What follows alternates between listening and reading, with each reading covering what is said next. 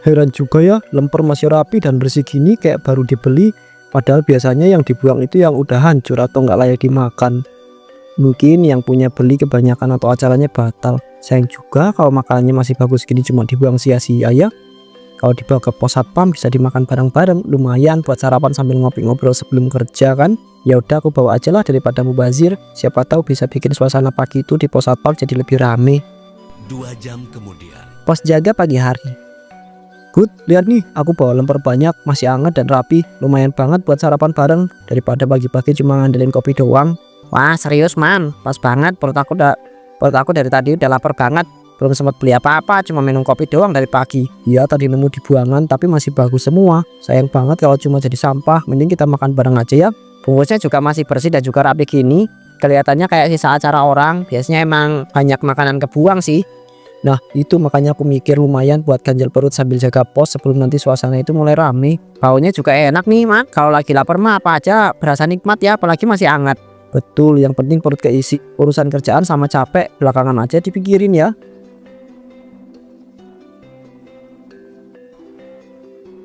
Lumayan juga isinya padat, bikin kenyang daripada jajan sembarangan di luar yang belum tentu bersih. Ya kan, makanya aku pikir rezeki itu jangan ditolak selama masih layak dan kelihatannya nggak kenapa-kenapa. Ini masih banyak juga, nanti kalau satpam lain datang bisa ikut makan bareng biar suasana pos juga lebih rame. Rumah sederhana pagi itu. Ibu, aku nggak mau makan ini, baunya aneh, aku nggak selera, rasanya beda, aku jadi nggak pengen makan, Bu. Alea, kamu itu dari tadi bilang lapar, sekarang udah dikasih makan malah nolak. Jangan kebiasaan manja gitu toh. Aku bukan manja, Bu, aku cuma nggak pengen aja, perut aku rasanya aneh, kayak nggak nyaman dari tadi. Kamu kebanyakan mikir, makan aja dulu, nanti juga biasa lagi. Jangan dikit-dikit nolak makanan. Tapi aku beneran nggak selera, Bu, hidup aku rasanya aneh, aku takut nanti malah muntah. Halah, kamu ini tiap pagi juga suka kayak gitu. Nanti juga kalau udah makan sedikit pasti mau lanjut sendiri. Udah, jangan banyak alasan. Makan itu jangan disia-siain. Kamu kan tahu susahnya cari makan kayak gimana. Iya, Bu, aku tahu. Aku cuma mau coba dikit aja. Kalau nggak kuat, nanti aku berhenti. Ya udah, makannya pelan-pelan. Jangan kebanyakan mikir. Ibu tinggal sebentar ke dapur. Aku coba ya, Bu, tapi kalau nggak bisa lanjut jangan marah ya. Iya, makan aja dulu. Ibu percaya sama kamu. Kamu jangan kebiasaan pilih-pilih makanan terus. Dapur rumah Budira pagi hari itu. Enggak, yang ini kamu bungkus dulu aja ya. Yang pesanan kemarin biar cepet beres. Nanti yang lain nyusul belakangan. Ya Po, ini aku kerjain pelan-pelan aja, dari tadi juga kelihatan aman. Gak ada yang rusak atau aneh. Iya, yang penting rapi. Orang itu biasanya lihat dari luar sama rasanya aja. Urusan dapur ya jarang diperhatiin. Oh iya gak? Nah, kalau yang ini taruh dulu aja ya di situ. Nanti saya lanjutin sendiri. Sekalian saya beresin yang kecil-kecilnya. Oh iya Po, siap. Berarti aku fokus ke yang ini aja dulu biar nggak keburu dingin ya.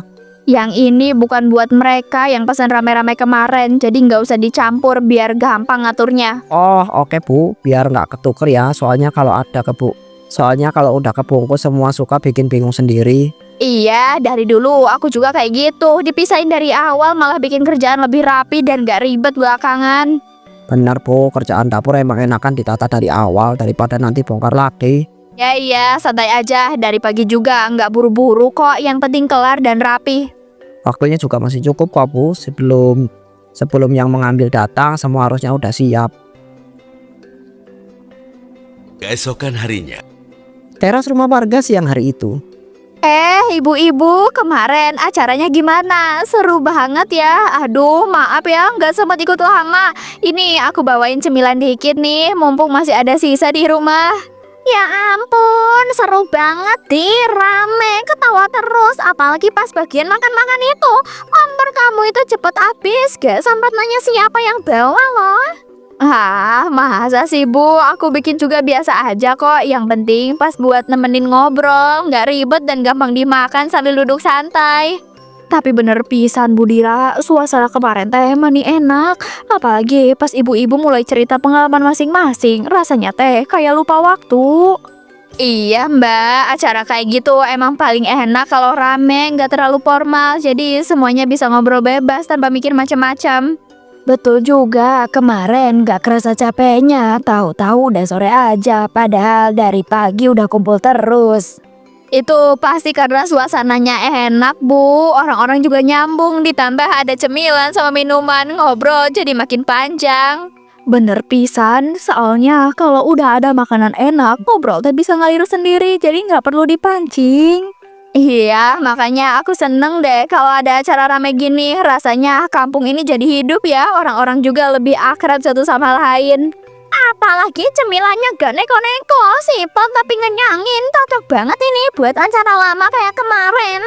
Iya Teh Wina, aku emang sengaja ya bikin yang gampang-gampang aja, gampang dimakan biar gak ribet dan semuanya bisa nikmatin tanpa harus berhenti ngobrol. Pantesan atuh banyak yang nyariin. Kemarin saya juga dengar beberapa ibu teh nanya.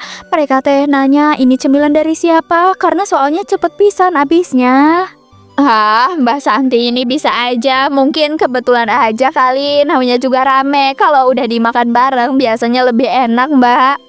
Pokoknya kemarin itu acaranya sukses, rame, nggak ada drama.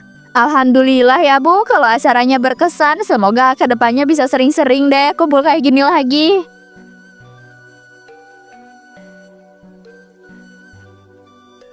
Kamar tidur Alea malam hari itu. Jangan itu, jangan dikasih itu lagi. Aku nggak mau, rasanya bikin aku nggak enak. Aku takut, aku nggak suka. Alea, kok tidur kamu gelisah banget sih? Biasanya juga nyenyak. Apa kamu mimpi aneh atau kebayang mainan hari ini? Alea nggak apa-apa Bu. Alea cuma mimpi dikit. Alea baik-baik aja. Besok juga pasti udah lupa. Iya, udah tidur lagi. Jangan dipikirin. Mungkin kamu itu kecapean aja dari pagi main terus. Alea nggak capek Bu, cuma rasanya nggak nyaman aja. Tapi Alea nggak mau bilang, nanti ibu marah. Ibu nggak marah kok. Kamu tuh kebanyakan mikir. Udah tidur aja. Besok juga biasa lagi tuh. Besok ibu buatin sarapan ya yang kamu suka. Jangan kebiasaan nolak makanan terus.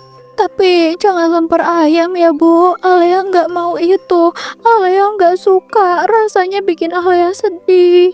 Halah, kamu ini masa makanan bikin sedih? Udah tidur yang benar, berdoa makanya. Keesokan harinya, Halaman masjid kampung sore hari itu. Aduh Bu, aku tuh heran. Anakku akhir-akhir ini aneh toh. Tiap dikasih lemper ayam itu langsung nolak. Padahal sebelumnya dia doyan banget itu. Lea lagi pilih-pilih aja. Anak kecil kan suka kayak gitu. Hari ini gak mau, besok juga udah lupa sendiri. Tapi ya ini beda toh, bukan cuma gak mau makan. Dia itu langsung menjauh kayak risih sendiri. Sampai aku tuh bingung harus gimana lagi. Halah, anak sekarang mah emang banyak gaya Bu. Dikit-dikit teh gak mau. Mungkin itu teh gara-gara kebanyakan jajan lain, jadi ngeremehin makanan rumah. Aku juga mikirnya gitu awalnya, tapi tiap aku sodorin lemper itu, ekspresinya langsung berubah kayak takut, padahal enggak aku marahin loh. Ya namanya anak kecil di perasaannya masih gampang berubah. Jangan dibawa serius, nanti kamu parno sendiri. Aku tuh takut dia kenapa-napa Bu. Soalnya malam juga tidurnya tuh gelisah, suka ngomel sendiri, tapi pas ditanya katanya enggak apa-apa. Ya paling dia mimpi aja Bu Dipa. Anak umur segitu kan masih suka kebawa mimpi ke dunia nyata. Iya sih, mungkin aku aja ya yang kebanyakan mikir. Soalnya ke anak sendiri jadi kepikiran terus. Bisa juga Alia teh lagi pelit, gak mau berbagi makanan. Anak-anak kan kadang suka kayak gitu tanpa alasan yang jelas. Iya masa sih dibilang pelit? Wong aku juga gak maksa dia makan. Cuma heran aja kenapa reaksinya itu berlebihan. Menurut aku sih biasa aja Dip. Kita makan aman, gak ada apa-apa. Berarti masalahnya bukan di makanannya. Ya udah, mending jangan dipaksa dulu. Nanti juga kalau udah lapar, anak kecil mah pasti nyari makan sendiri.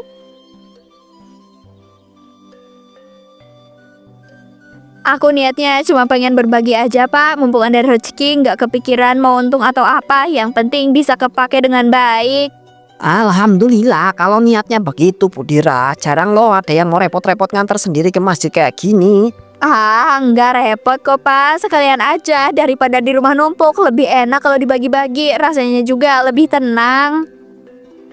Iya, kadang-kadang yang niatnya sederhana gini justru yang paling terasa manfaatnya buat orang banyak. Aku cuma mau semuanya kelihatan baik-baik aja Pak. Hidup itu rasanya berat kalau kebanyakan disimpan sendiri. Betul, berbagi itu kadang bukan soal jumlahnya tapi soal niatnya. Apalagi kalau dari hati. Insya Allah nanti habis maghrib kita bagi ke jamaah. Semoga berkah ya buat kamu juga. Semoga aja gitu ya Pak. Aku cuma mau apa yang aku lakuin ini ada artinya.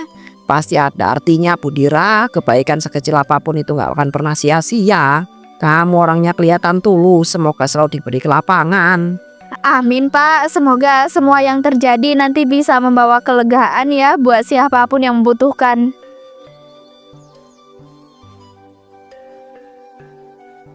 Kamar Bu Dira malam hari. Kadang ibu mikir hidup itu aneh ya nak. Ada hal yang gak bisa ibu ceritain ke siapa-siapa. Coba bisa ibu simpan sendiri. Ibu juga udah titip doa buat kamu nak. Semoga kamu bahagia. Semoga hati kamu tenang. Walaupun caranya mungkin gak selalu gampang. Kadang ibu itu ngerasa bersalah, ngerasa kurang jagain kamu. Tapi ibu janji, ibu gak bakal ninggalin kamu sendiri. Ibu percaya setiap doa yang ibu titipin itu bakalan sampai.